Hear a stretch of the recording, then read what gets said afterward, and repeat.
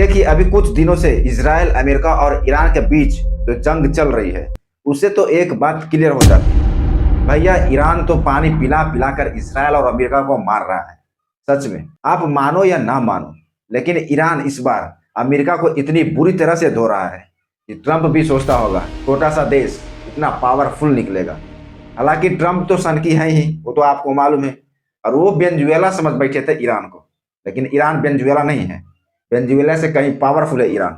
और उधर जो जितने भी मिडिल ईस्ट खाड़ी देश है उसमें सबसे पावरफुल ईरान ही है, क्योंकि इसके पास भले परमाणु बम नहीं है, मिसाइल इसके पास इतने खतरनाक है कि वो अमेरिका क्या पूरा इसराइल को लपेटे में ले लेगा। और यही गलती कर बैठा इस बार इसराइल और अमेरिका। इसराइल को लगा कि हम अमेरिका से मिलकर ईरान के ऊपर हमला करके ईरान को निपटा देंगे, लेकिन हो रहा है उसका उल्टा।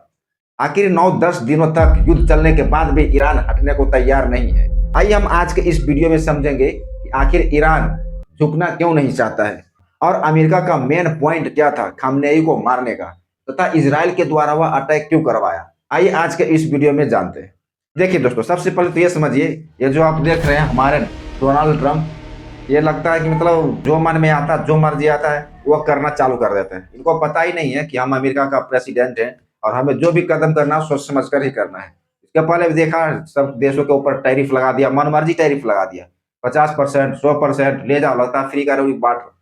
बाद में अमेरिका का ही सुप्रीम कोर्ट ट्रंप को बेइज्जत कर दिया। ठीक है, तो ये ट्रंप को मतलब बेइज्जत करो, इज्जत लुटाओ, कुछ भी करो, कोई फर्क नहीं पड़ने वाला है। और दूसरी बात यह भी बताया जा रहा है कि जो भी एप्स्टीन फाइल आया था उसकी वजह से भी ये ट्रंप चाह रहे हैं कि हमारा नाम तो खराब हो ही गया एप्स्टीन फाइल की वजह से पूरी दुनिया में, तो क्यों ना हम ऐसे मतलब काम ही कर डाले कि पूरी दुनिया में एप्स्टीन फाइल का चैप्टर ही क्लोज हो जाए।